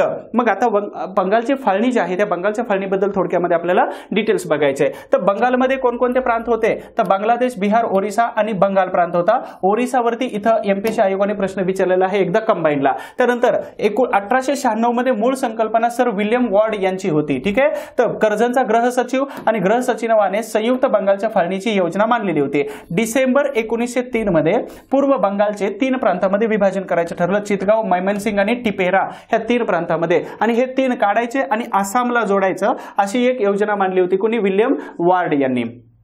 फेब्रुवारी 1904 मध्ये 70,000 लोकांच्या सह्या केल्या आणि त्या सह्यांचं पत्र कर्जनला दिलं होतं, पण त्याचा काही परिणाम झालेला नव्हता. 19 जुलै 1905 मध्ये या बंगालच्या फाळणीची काय केली, तर अधिघोषणा काढण्यात आली, एक घोषणा करण्यात आली. याला विरोध केला होता 1904च्या मुंबई अधिवेशनाचे एक इंग्रज अधिकारी, इंग्रज हेनरी कॉटन होते आणि हेनरी कॉटन यांनी अध्यक्षता केलेली होती 1904च्या अधिवेशनाचे. तर यांनी विरोध केला होता, परंतु यांचं कोणी ऐकणार होतं. तर नेते होते कोण कोण, रवींद्रनाथ टागोर, सुरेंद्रनाथ बॅनर्जी, गुरुनाथ बॅनर्जी आणि आनंद मोहन बोस यांनी या फाळणीला जोरदार विरोध केलेला होता. यामध्येच प्रफुल्लचंद्र रे यांनी औषधांचा कारखाना बंगालमध्ये म्हणजे देशी उद्योगधंदे सुरू केले होते. अर्थातच वंगभंग चळवळीनं सर्वात मोठं लोन हे बंगाल प्रांतामध्ये सुरू केलं होतं. सप्टेंबर 1905 मध्ये गोपाळकृष्ण गोखले हे लंडनला गेले होते बंगालची फाळणी मागे घेण्यासाठी. तर ते एकदाच नाही गेले, तर लंडनला हे 2 वेळा गेले होते गोपाळकृष्ण गोखले. प्रश्न यांच्यावरती पडू शकतो. आता वृत्तपत्रांनी टीका केली होती, संपादकांना खूप जोरदार शिक्षा झालेली होती. कारण का, तर बंगालच्या फाळणी दरम्यान ज्या ज्या वर्तमानपत्रांनी लिखाण केलं होतं बंगाल प्रांतामध्ये, तर त्या वर्तमानपत्राच्या संपादकांना किंग्स फोर्ड जे आहेत न्यायाधीश कलकत्त्याचे, की ज्यांची बदली झाली होती मुझफ्फरपूर या मॅजिस्ट्रेटमध्ये, तर किंग्स फोर्ड यांनी शिक्षा दिल्या संपादकांना. म्हणून प्रफुल्ल चाकी आणि खुदिराम बोस या दोघांनी काय केलं, त्यांच्यासारख्या दिसणाऱ्या गाडीवरती बॉम्ब हल्ला टाकला होता. नवाबाच्या ढाक्याला 14 लाख रुपयाचं कर्ज दिलं आणि त्यांना मुस्लिम लीग स्थापन करण्यासाठी प्रोत्साहन दिलं कर्जन यांनी. अँटी पार्टिशन मुवमेंट 1905 म्हणजेच बंगालचे फाळणी. भारत मंत्री मोर्ले जे आहेत यांचं स्टेटमेंट गेल्या वर्षीच्या परीक्षेमध्ये विचारलेलं आहे 2021च्या 4 सप्टेंबरला. त्यांनी म्हटलं होतं सेटल्ड फॅक्ट. ठीक आहे, बंगालची फाळणी म्हणजे सेटल्ड फॅक्ट. त्याला उत्तर देताना सुरेंद्रनाथ बॅनर्जी म्हटले होते तर वी अनसेटल्ड फॅक्ट अशा प्रकारचं. रवींद्रनाथ टागोरांनी आता या बंगालच्या फाळणीमध्ये वंगभंग चळवळी दरम्यान प्रेरणादायी कविता कोणती होती, तर प्रेरणादायी व्यक्तिमत्व कोण होते, तर छत्रपती शिवाजी महाराज हे प्रेरणादायी व्यक्तिमत्व होते, लक्षात ठेवा. आणि आज त्यांच्या जयंती निमित्तच हा व्हिडिओ मी रेकॉर्ड करतोय किंवा हा आपण लाईव्ह घेण्याचा प्रयत्न करतोय.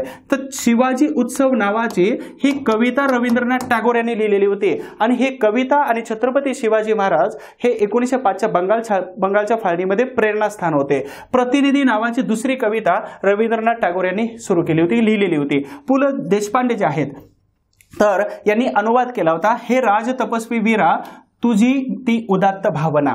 ठीक आहे, छत्रपती शिवाजी महाराजांचं जे कविता लिहिली होती त्यामध्ये मराठीमध्ये असा अर्थ अनुवाद केलेला आहे. आता शिवजयंती तुम्हाला सगळ्यांना माहिती आहे, लोकमान्य टिळकांनी इथं 1895 मध्ये गणेशोत्सव 1893चा आणि शिवजयंती 1895. मग त्याच दरम्यान जशा पद्धतीने टिळकांनी शिवजयंती सुरू केली होती, मग बंगाल प्रांतामध्ये प्रेरणास्थान छत्रपती शिवाजी महाराजांना जर मानलं जात होतं, तर इथं पंजाबमध्ये लाला लजपतराय यांनी शिवजयंती सुरू केली आणि बंगालमध्ये बिपिनचंद्र पाल या महत्वाच्या व्यक्तीने म्हणजेच लाल बाल पाल जे आहेत, तर याच्यापैकी पंजाब मध्ये लाला लजपतराय, बंगालमध्ये बिपिनचंद्र पाल आणि महाराष्ट्रात लोकमान्य टिळक अशा प्रकारच्या शिवजयंती सुरू करणाऱ्या महत्वाच्या 3 व्यक्ती महत्वाच्या आहेत, लक्षात ठेवा. पुढचा प्रश्न आहे भाऊ महाजन यांच्याविषयी चुकीचे विधान ओळखा. भाऊ महाजन तुम्हाला माहित असेल आगरकर जे आहे तर शतपत्री यांच्या वर्तमानपत्रातून छपत होते, प्रिंट करत होते. मग यांचं विधान काय आहे, यांचा जन्म कुलाबा यांचा जन्म कुलाबा जिल्ह्यातील पेन येथे 1915 मध्ये झाला. 1915 चुकीचं आहे ना, पहिलं चुकीचं लागलं. तर 1915च्या ठिकाणी 1815 असायला पाहिजे होतं. दुसरं आहे, त्यांनी प्रभाकर नावाचे वर्तमानपत्र काढले होतं, ते साप्ताहिक या स्वरूपामध्ये होतं. तिसरं आहे, धूमकेतू आणि ज्ञानदर्शन नावाचं वर्तमानपत्र काढलं की ज्याच्यातून ते लिखाण करत होते. आता ह्याच्यामध्ये चुकीचं कोणतं येतं, तर हे दोन्ही पण बरोबर आहेत. बरोबर, मग आता चुकीचं काय बनलं, तर ए ऑप्शन, म्हणजेच इथं रॉंग जो येतो तर हा ऑप्शन रॉंग येतो. मग आता थोडंसं विश्लेषण करूया आपण की भाऊ महाजन, त्याला कुंटे म्हटलं जातं, आपण कुंटे या नावाने ओळखलं जातं सरनेम.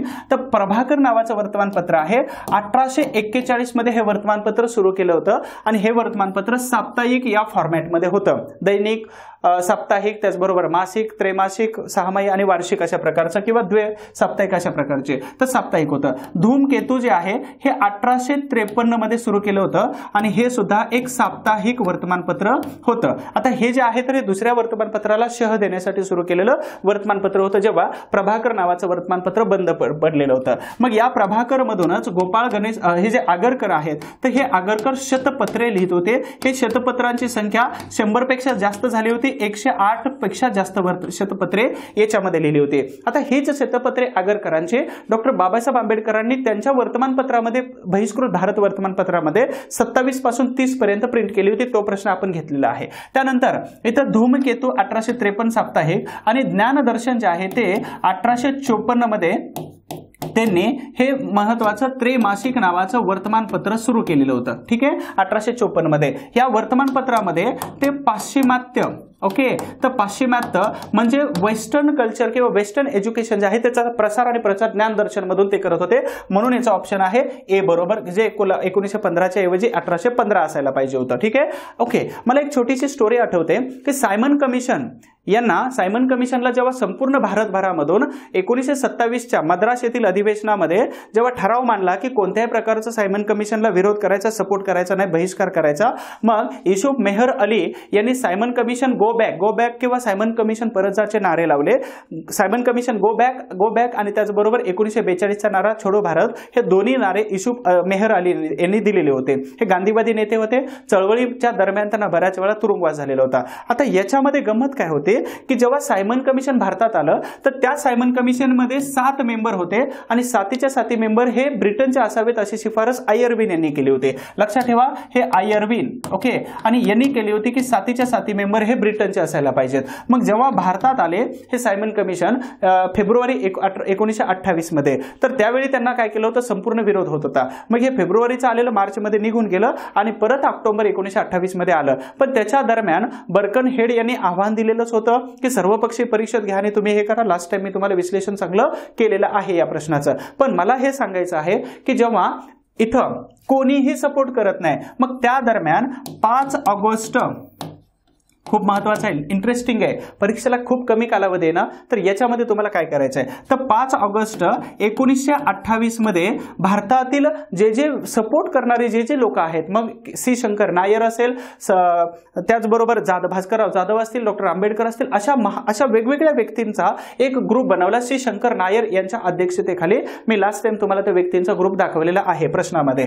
तर याच्यामध्ये डॉक्टर आंबेडकरांची मला छोटीशी स्टोरी आठवते. तर ज्यावेळी आपल्याला एक प्रकारचं संविधान बनवायचं आहे, एक प्रकारची राज्यघटना बनवायची आहे, ती देशासाठी भरीव असेल आणि जी एक मूलभूत काम करणारी असेल, तर अशा प्रकारचं संविधान जेव्हा बनवायची एक सभा भरलेली होती किंवा त्यांची नियुक्ती केली होती, तर त्याच दिवशी डॉक्टर बाबासाहेब आंबेडकर यांनी आपल्या मित्राकडून 400 रुपये उसने घेतले होते. किती रुपये? 400 रुपये उसने घेतलेले होते. आणि 400 रुपये उसने घेतल्यानंतर ते तारापोरा या बुक स्टॉलवरती गेले आपल्या वाडिया नावाच्या मित्रासोबत. आणि 400 रुपये उसने घेतल्यानंतर त्यांनी वेगवेगळ्या देशांची संविधान काय केली होती, वेगवेगळ्या देशांची संविधानं विकत घेतली. म्हणजे तुम्हाला एवढंच दिसतं की डॉक्टर आंबेडकरांची 29 ऑगस्ट 1949 मध्ये जेव्हा निवड झाली, तर तेव्हापासून मसुदा समितीचं काम सुरू करायला त्यांनी काम करायला सुरुवात केली, असं नाही. तर 1928च्या 5 ऑगस्ट पासून आंबेडकरांनी संविधानाचं, वेगवेगळ्या देशांच्या संविधानाचं काम करायला सुरुवात केली होती. आणि अजून एक याच्यामध्ये इंटरेस्टिंग स्टोरी काय आहे, तर जेव्हा डॉक्टर आंबेडकरांना संविधानांचा वेगवेगळ्या देशांचा अभ्यास करायचा होता, हे 400 रुपये आहेत, अभ्यास करायचा होता, तर त्यावेळी डॉक्टर बाबासाहेब आंबेडकर यांनी आपल्याला स्वतःला किती दिवस, 14 दिवस एका रूम मध्ये कोंडून घेतलं होतं. मला सांगायचा उद्देश हाच आहे की कंबाईनला खूप कमी दिवस आहेत आणि खूप कमी दिवसामध्ये तुम्ही स्वतःला असं काही कोंडून घ्या की या दिवसामध्ये काही दिवसामध्ये तुमचा स्कोर जो आहे तो 60 पेक्षा जास्तच गेला पाहिजे. म्हणजे तुम्हाला प्रश्न दिसल्यानंतर उत्तरच आठवलं पाहिजे, ऑप्शन न बघता. इथपर्यंत तुमचं रिव्हिजन, त्याचबरोबर प्रॅक्टिस आणि त्याच्यानंतर तुमचं रीडिंग, ह्या महत्त्वाच्या गोष्टी आहेत आणि इथपर्यंत जायचं आहे. जसं आंबेडकरांनी 14 दिवस स्वतःला कोंडून घेतलं होतं आणि आपल्या सेवकाला, आपल्या एका व्यक्तीला जवळचं सांगितलं होतं की मला 3 टाइम फक्त शेजारच्या इराण्याच्या दुकानातून चहा देण्याची सोय कर फक्त, आणि जेवण सुद्धा आहे हे जेवण खिडकीतून आंबेडकरांना दिलं जात होतं, म्हणजे डू नॉट डिस्टर्ब. तर अशा प्रकारे तुम्हाला स्वतःला कोंडून घ्यायचं आहे आणि कोंडून घेतल्यानंतर तुम्ही 60 पार का नाही जाणार याचं चॅलेंज स्वतःला द्या तुम्ही. ओके, हे बॅच बद्दलचे नाही सांगणार. त्याच्यानंतर योग्य जोड्या लावा. 12वा प्रश्न आहे गो ग आगरकर. इथं आगरकरांचं काही वेळा प्रश्न विचारला की जन्म ठिकाण कोणत्या ठिकाणी होतं किंवा कोणतं लोकेशन होतं. तर इथं प्रश्न बनवलेला आहे की इथं समाज सुधारक दिलेले आहेत. ओके, समाज सुधारक, आणि इथं समाज सुधारकांचं वर्ष म्हणजे जन्म आणि मृत्यू याचं वर्ष दिलेलं आहे, जन्म आणि मृत्यूचं. मग गो ग आगरकर जे आहेत हे गो ग आगरकर यांचा कालावधी कोणता जातो तर 1842 ते 1901 गो ग आगरकर यांचा कालावधी जातो हा 1856 ते 1895 पर्यंत. रानडे जे आहेत रानडे ते 1842 ते 1901 पर्यंत जातात. भांडारकर 1837 पासून 1925 पर्यंत जातात आणि सार्वजनिक काका आहेत तर 1828 पासून 1880 पर्यंत जातात. लक्षात ठेवायचं. आता लक्षात ठेवण्यासाठी ट्रिक कोणते, मग याच्यामध्ये ऑप्शन कोणता बनतो तर ऑप्शन आहे 3 4 1 2. तर 3 4 1 2 हा ऑप्शन याच्यामध्ये उत्तराचा योग्य येणार आहे. तर त्यांचं समाज सुधारक आणि त्यांचा जन्म आणि मृत्यूचं वर्ष. मग उत्तर त्या दरम्यान कोणत्या घटना घडल्या होत्या का तर एक एक बघा. 1837 लॉर्ड मेकॉले जो आहे तर लॉर्ड मेकॉले यांनी काय केलं होतं आपला अहवाल प्रसिद्ध केलेला होता. 1925 मध्ये काय झालं होतं का तर काकोरी कट आहे. लक्षात ठेवा 9 डिसेंबर 1925 मध्ये अशफाकुल्ला खान, राजेंद्र लाहिरी, राकेश रोशन ह्या सगळ्या, चंद्रशेखर आझाद असेल, सचिंद्रनाथ सन्याल असेल यांनी किती तर 15 मिनिटात 8000 रुपये आणि कितीतरी रायफल्स त्या सहारनपूर ते लखनौ दरम्यान रेल्वेमध्ये त्यांनी लुटलेल्या होत्या. 1828 मध्ये विल्यम बेंटिक होता आणि विल्यम बेंटिक यांनी इनाम कमिशन बनवलेलं होतं, इनाम कमिशन. ठीक आहे, आणि इनाम कमिशन वरती आयोगाने प्रश्न विचारलेला आहे. 1880 मध्ये काय झालं होतं तर लॉर्ड डफरीनचा कार्यकाळ आहे. ठीक आहे, लॉर्ड डफरीनचा 1880चा कार्यकाळ आहे. त्याच्यानंतर 1856 मध्ये हिंदू पुनर्विवाह कायदा, विधवा पुनर्विवाह कायदा 1856 आहे. त्याचबरोबर हायकोर्ट, त्याचबरोबर विद्यापीठांचा कायदा त्याच दरम्यानचा आहे. 1856 मध्ये अजून कोणकोणत्या महत्वाच्या घडामोडी येतात हे लॉर्ड डलहौसी येतात आणि लॉर्ड कॅनिंग येतात यांच्या कालावधीमध्ये. 1895 पुणेचं अधिवेशन आहे 1895चं. त्याचबरोबर पुणे सार्वजनिक सभेची मान्यताही काढून घेण्यात आली होती. त्यांच्या मृत्यूचं आहे, आगरकरांच्या मृत्यूचं वर्ष 1895. खूप कमी वयामध्ये ते गेले होते परंतु त्यांनी काम अफलातून केलं होतं जिवंतपणे वगैरे. तर 1895 पुणे अधिवेशनामध्ये न्यायमूर्ती रानडे यांना सांगितलं होतं की या काँग्रेसच्या मंडपामध्ये सामाजिक परिषद जर घेतली तर या मंडपाला आग लावली जाईल. साठे आणि टिळकांनी सांगितलं. त्यावरती न्यायमूर्ती रानडे यांनी एफसीच्या एमपी थिएटरमध्ये ही सामाजिक परिषद घेतली होती आणि त्याच्यामध्ये मग वेगवेगळ्या व्यक्तींचा सहभाग आणि मागण्या वगैरे मांडण्यात आल्या होत्या. 1842 मध्ये कार्यकाळ कोणाचा होता 1842चा आणि त्याचबरोबर 1901 मध्ये वेगवेगळा कार्यकाळ असायला पाहिजे. तर अशा पद्धतीचे हे वर्ष तुम्हाला लक्षात ठेवायचे, याचं उत्तर तुम्हाला मिळालेलं आहे. नंतर पुढचा प्रश्न असा आहे की अयोग्य विधान निवडा. अयोग्य विधान कशावरती आहे तर 1857च्या उठावाच्या परिणामावरती आहे. तर बघा इथं परिणाम हा दिलेला आहे, परिणामावरती. मग काय आहे, भारतातील लष्कराची पुनर्रचना करण्यात आली. केली का तर यस केली. युरोपातील सैनिक व अधिकारी यांच्या संख्येत घट करण्यात आली. संख्येत घट करण्यात आली ना, अयोग्य विधान निवडायचं आपल्याला. मग याच्या संख्येत घट करण्यात आली, युरोपियनच्या तर नाही. ठीक आहे, भारतीय सैन्यांच्या संख्येमध्ये घट करण्यात आली. भारतीय सैनिकांच्या जातीनिहाय पलटणी स्थापन केल्या का तर नाही. त्याच्यानंतर पुढे भारतीय सैनिक यस, तर भारतीय सैनिकांकडे तोफखाना देण्यात आला. तर तोफखाना देऊन परत इंग्रजांना पळून जायचंय का 1857 करायचंय त्यांना, बिलकुल करायचं नव्हता. मग इथं 2 ऑप्शन येणार आहेत, कोणतं तर अयोग्य ऑप्शन आहेत म्हणजे ब आणि ड. ठीक आहे, ब आणि ड. तर ब आणि ड हा इथं ऑप्शन आपल्याला सापडून गेला. आता याचं विश्लेषण करत असताना कशा पद्धतीने करता येऊ शकतं आपल्याला 13 नंबरचा प्रश्न आहे. तर लष्कराची पुनर्रचना केली त्यांनी, म्हणजेच भारतीय लष्कराची संख्या कमी केली, भारतीय सैनिकांची संख्या कमी केली. तर इंग्रजांची सैन्य कमी केलेली नव्हते. भारतीय सैनिकांच्या जातीनिहाय पलटणी तयार केल्या त्यांनी, परंतु त्या जातीनिहाय पलटणीमध्ये वेगवेगळ्या लोकांना एकत्र करण्याचा प्रयत्न केला.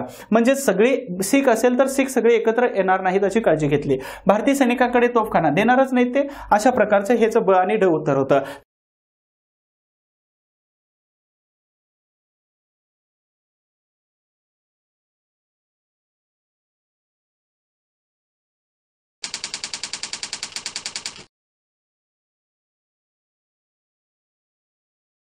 त्याच्यानंतर दत्तक वारसा नामंजूर करण्याच्या नावाखाली बरखास्त करण्यात आलेली संस्थाने कोणकोणती आहेत. आता दत्तक वारसा नामंजूरच्या अगोदर आपल्याला काय करायचं, तर हे कशाचा पार्ट होता, तर खालसा धोरणाचा पार्ट होता. भारतामध्ये दोनच धोरण आहेत, लक्षात ठेवायचं. एक आहे तैनाती फौजेचे धोरण आणि दुसरं आहे दत्तक वारसा खालसा धोरण. तैनाती फौजेच्या धोरणाचे जनक कोण होते, डुप्ले होता, परंतु विस्तार कोणी केला होता, तर वेलस्ली यांनी सर्वात जास्त वापर केला होता. आणि खालसा धोरण सर्वात पहिल्यांदा कोणी वापरलं होतं, विल्यम बेंटिक यांनी. पण वापर कोणी सर्वात जास्त केला होता, तर डलहौसी यांनी सर्वात जास्त वापर इथं केलेला होता. मग याच्यामध्ये संस्थाने खालसा धोरण जे आहे ते या खालसा धोरणाच्या अंतर्गत एक टॉपिक येतो दत्तक वारसा नामंजूर. आणि त्याच्यामध्ये कोणती संस्थाने खालसा केली होती, तर याच्यामध्ये सातारा, नागपूर आणि झाशी आहे. तर ऑप्शन येतो हा 1 नंबरचा बरोबर. आता याच्याबद्दल प्रत्येक वर्षी परीक्षेला काय केलं जातं, दत्तक 1857च्या उठावावरती बऱ्याच वेळा प्रश्न विचारला जातो. व्हिडिओ तुम्हाला नक्कीच आवडणार आहे, कारण बऱ्याच टॉपिकवरती आपण जास्त विश्लेषण घेतोय. आणि म्हणून हे जो व्हिडिओ तुम्हाला जर आवडत असेल शेवटपर्यंत बघा. पहिला नियम. आणि दुसरा नियम आहे की आपल्या मित्रमैत्रिणींना शेअर करायला विसरू नका. लाईक आणि कमेंट तर तुम्ही करतायत, त्याच्यासाठी कोणत्या प्रकारचा जीएसटी लावला जात नाही. चला, आता 1857च्या उठावावरचे 2 प्रश्न घेतले, मग त्याच्याबद्दल थोडी माहिती सांगायला पाहिजे. तर हा आहे 1857चा उठाव. पण एक माइंड मॅप बनवलेला आहे की तुम्हाला काय करायचं. सगळी इन्फॉर्मेशन शिकवायला गेलो तर त्याच्यासाठी 2 तास वेगळे लागतील. पण त्यावरती आपण योगायोग आला की त्यावरती एखादा व्हिडिओ बनवू. ऍप्लिकेशन मध्ये ऑलरेडी बनवलेला आहे, इथं युट्यूबला सुद्धा त्यावरती व्हिडिओ बनवू. पण तुम्हाला एक माइंड मॅप देतो की काय करायचं आणि कुठे प्रश्न बनतो. ठीक आहे. तर पहिला आहे की 1857च्या उठावाची पार्श्वभूमी लक्षात घ्यायचे कारण कोणकोणते आहे याच्यामध्ये. दुसरं आहे की 1857च्या उठावाची महत्वाची कारण कोणकोणती आहेत. ठीक आहे, कारण कोणकोणते आहेत. सहभागी व्यक्ती कोणकोणत्या होत्या. 1857चा उठाव कोणकोणत्या ठिकाणी झाला, ठिकाणावरती कंबाईन मध्ये अनेक वेळा प्रश्न आलाय. त्याच्यानंतर साहित्य कोणकोणतं लिहिलं गेलं. इंग्रज अधिकारी कोणकोणते होते की ज्यांनी उठावाचा बिमोड केलेला होता. उठावाचे परिणाम कोणकोणते होते, दूरगामी आणि त्याची दूरदृष्टी कशा पद्धतीने परिणामांची झालेली होती. उठावामध्ये कर्तव्य कोणी कशा पद्धतीने पार पाडलेली होती. तर ह्या 1857च्या उठावाचा हा एक माइंड मॅप आहे. आणि या माइंड मॅप मध्ये बऱ्याच वेळा प्रश्न विचारलेले आहेत वेगवेगळ्या स्टेप मध्ये. ठीक आहे.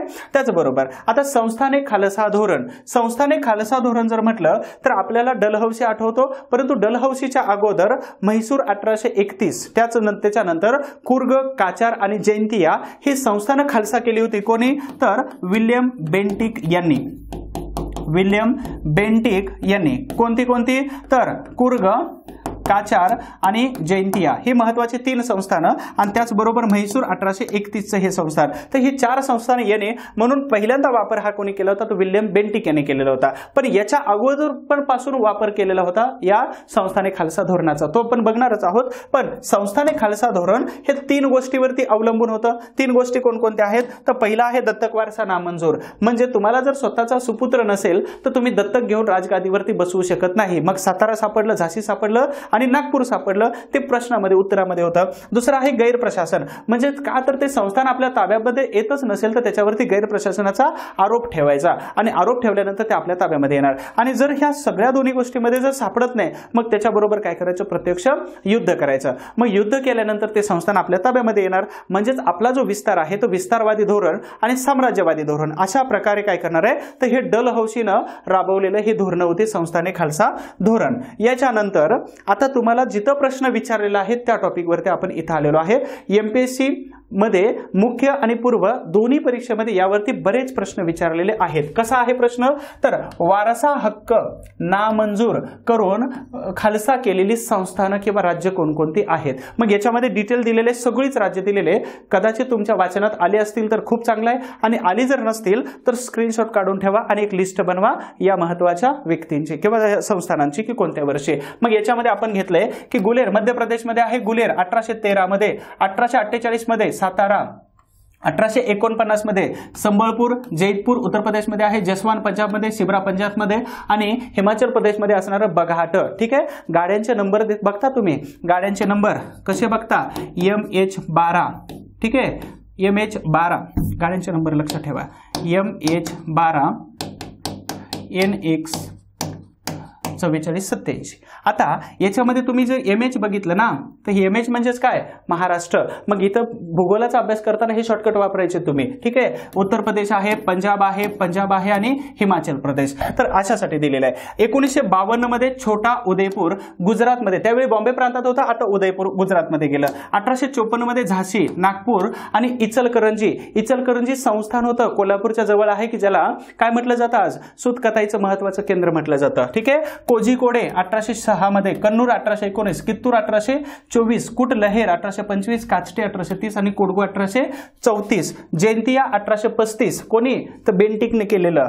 कुर्नूल 1839, मांडवी 39, कुलाबा 40. ठीक आहे. जालोर 1840, सुरत 1842, कुल्लू 1846, कुल्लू मनाली कांगडा हिमाचल प्रदेश 1846, अंगुल 1848, बाघाट 1850, अवध 1854, तुळशीपूर 1854, तंजावर कुठं दक्षिण भारतामध्ये, ऑलकॉट 1855, कुठे आहे ऑलकॉट तर कर्नाटकमध्ये, बांदा उत्तर प्रदेश 1858, नरगुंदवरती प्रश्न विचारलेला आहे, ना रामगड उत्तर प्रदेश 1858. तर अशा प्रकारे कारण कोणतं दिलं होतं, तर दत्तक वारसा नामंजूर. आणि दत्तक वारसा नामंजूर करून काय केलं होतं, एवढी संस्थानं खालसा केलेली होती. आणि शेवटचा प्रश्न आहे संपादक आणि वर्तमानपत्र. सगळे डिटेल आणि जास्त विश्लेषणाचे प्रश्न कव्हर करतो, जेणेकरून यातून तुम्हाला प्रश्न यायला पाहिजे. तर कृष्णशास्त्री संपादक आणि वर्तमानपत्र.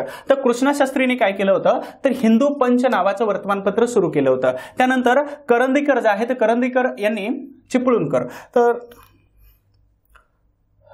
करंदीकर यांनी नवा काळ असायला पाहिजे होतं. त्याच्यानंतर अशा प्रकारचं त्रिकाळ. आणि खाडीलकर जे आहे, ते खाडीलकरांनी लोकमान्य 1921 मध्ये, डॉक्टर आंबेडकरांनी शतपत्रे. ठीक आहे. तर नवा काळवरचे आहे, तिथं ऑप्शन 1 चुकलेला आहे. तर अशा पद्धतीने याचं उत्तर जे येतं, तर 1 नंबरचं याचा ऑप्शन आपल्याला उत्तराचं सापडणार आहे. मग याच्यामध्ये विश्लेषण करत असताना बघा, तर कृष्णशास्त्री जे आहे, तर यांनी हिंदू पंच हे 1872 मध्ये सुरू केलं होतं. मग याचं विश्लेषण करत असताना लोकमान्य टिळक, ठीक आहे, लोकमान्य टिळक आणि आगरकर, तर या दोघांनी काय केलं होतं, तर केसरी आणि मराठा, तर ही दोन्ही वर्तमानपत्र 1881 मध्ये जेव्हा सुरू केली, तर याची प्रेरणा कुठून मिळाली होती, तर हे कृष्णशास्त्री चिपळूणकरांच्या या हिंदू पंच याच्यामधून मिळालेली होती. ओके. तर हा शब्द इथं येतो, चिपळूणकर जे आहेत ना इथं यायला पाहिजे होतं, आणि त्रिकाळ जे आहे तर इथं असायला पाहिजे होतं, ते टाईप मिस्टेक इथं झालेले. तर हे त्रिकाळ 1935 मध्ये दैनिक इथं सुरू झालेलं होतं. ठीक आहे. त्याच्यानंतर परत हे करंदीकर जे आहे, ते करंदीकरांचं कोणतं होतं, तर त्रिकाळ 1935 आहे. ठीक आहे. इथं ऑप्शन हा नसायला पाहिजे. खाडीलकर यांनी काय केलं होतं, लोकमान्य टिळक यांचा जेव्हा मृत्यू झाला होता, तर त्याच्यानंतर त्यांचे विचार या एक महत्वाच्या लोकमान्य याच्यामधून तुम्हाला प्रसारित करण्यासाठी 1920चं हे लोकमान्य वर्तमानपत्र सुरू केलं. नंतर हे बंद पडलं आणि त्याचं रूपांतर नवा काळ या वर्तमानपत्रामध्ये 1921 नंतर सुरू केलं होतं. डॉक्टर बाबासाहेब आंबेडकर यांनी शतपत्रे लिहिली होती गणेश आगरकर यांची, आणि ह्या शतपत्र परत आपल्या बहिष्कृत भारत, हे बहिष्कृत भारत वर्तमानपत्र जे आहे, ओके, याचा ऑप्शन तुम्हाला सगळ्यांना लक्षात आला असेल, 1 नंबरचा आहे. तर बहिष्कृत भारत जे वर्तमानपत्र आहे, ते 9 एप्रिल 1927 मध्ये डॉक्टर बाबासाहेब आंबेडकरांनी सुरू केलं होतं, आणि याचे टोटल 34 अंक निघाले होते. आंबेडकरांनी शतपत्रे परत यातून एकदा छापलेली होती, या बहिष्कृत भारत या वर्तमानपत्रातून. 1930 हे वर्तमानपत्र बंद पडलं. या वर्तमानपत्रामध्ये संत ज्ञानेश्वर महाराज यांची वचने लिहिलेली होती. या वर्तमानपत्राला सयाजीराव गायकवाड यांनी मदत केलेली होती, आणि पुनच्च हरिओम अशा प्रकारचा लेख डॉक्टर आंबेडकरांचा या वर्तमानपत्रामध्ये प्रसिद्ध झालेला होता. तर अशा प्रकारे आपण काय केलेले, संपूर्ण 15 प्रश्नांचं विश्लेषण घेतलेलं आहे, आणि या प्रश्न आणि त्याचं विश्लेषण पूर्ण डिटेल्समध्ये घेतलेलं आहे. काही निर्णायक दिवस असतात मित्रांनो, या निर्णायक दिवसामध्ये, या शेवटच्या दिवसामध्ये जर तुम्ही अगदी पूर्ण ताकदीनिशी आणि पूर्ण हिमतीनिशी, जिद्दी आणि प्रामाणिकपणाने जर कष्ट केलं ना, तर कोणत्याही प्रकारचं अपयश हे तुमच्यासमोर टिकू शकणार नाही. बी स्मार्ट आणि स्मार्ट स्टडी करा. तुम्ही कोणत्याही अपयशाच्या वरती अगदी मात करून यशाचे पायरी किंवा यशाचे माळ हे तुमच्या गळ्यामध्ये पडू शकते. आणि विशेष सूचना, स्पर्धाग्राम ॲप्लिकेशन बिलकुल डाउनलोड करून घ्या, कारण इतिहासाच्या सगळ्या ऑनलाईन बॅचेस याच्यामध्ये अवेलेबल आहेत. तर राज्यसेवा पूर्व परीक्षा मुख्य परीक्षा, गट ब आणि गट क यांच्या मुख्य आणि पूर्व परीक्षा, डिपार्टमेंट PSI ची जागा निघालेल्या आहेत आणि त्याची सुद्धा पूर्व आणि मुख्य परीक्षा आहे, वनसेवा, कृषी सेवा आणि इतर सेवा. तर ह्या सगळ्या परीक्षांच्या बॅचेस इतिहासाच्या स्पर्धाग्राम ॲप्लिकेशनमध्ये अशाच दर्जेदार माहितीच्या बॅचेस तिथं आहेत, जी माहिती तुमच्या पुस्तकामध्ये आहे, पण त्याच्या व्यतिरिक्त अजून काय माहिती असते तर त्याच्यासाठी मात्र इतिहास शिकायचा आहे. कारण मार्क येत नाहीत ही जी शंका आहे ना, ही जी तक्रार आहे, तर याच्यामध्ये ही तक्रार राहणार नाही, ही गॅरंटी माझी आहे. तर बॅच घेण्यासाठी या ऑफिसच्या नंबरवरती फोन करा किंवा इतिहासाबद्दल काहीही शंका असेल तर या माझ्या नंबर सेव्ह करून ठेवा आणि या नंबरवरती तुम्हाला इतिहासाबद्दलची काही जरी शंका असली तर तुम्ही इतिहासाची बॅच असो किंवा इतिहासाबद्दलची काही शंका असेल तर या नंबरवरती तुम्ही फोन केला तर चालेल. पण टेक्निकलसाठी तुम्हाला इथं या नंबरवरती तुम्हाला फोन करायचा आहे. आणि विशेष व्हिडिओ शेवटपर्यंत बघितला त्याबद्दल सर्वांचा धन्यवाद. पण हा व्हिडिओ जर आवडला असेल तर लाईक, शेअर आणि कमेंट करायला विसरू नका. ठीक आहे. आणि तुमच्या मित्रांना शेअर करून द्या जेणेकरून याची माहिती तुम्हाला अति जास्त मिळेल आणि त्या मित्रांना सुद्धा याची माहिती सर्वात जास्त मिळेल. Wish you all the best. Thank you so much and all the best. खूप खूप शुभेच्छा. फक्त अधिकारी झाला पाहिजे त्याच्यासाठी राबवलेली ही मोहीम आहे जी MPSC कट्टा आणि त्याचबरोबर स्पर्धाग्राम आपली क्वालिटी घेऊन तुमच्या समोर येते नेहमी आणि त्याच्यासाठी तुम्हाला खूप खूप शुभेच्छा आहे. Thank you so much.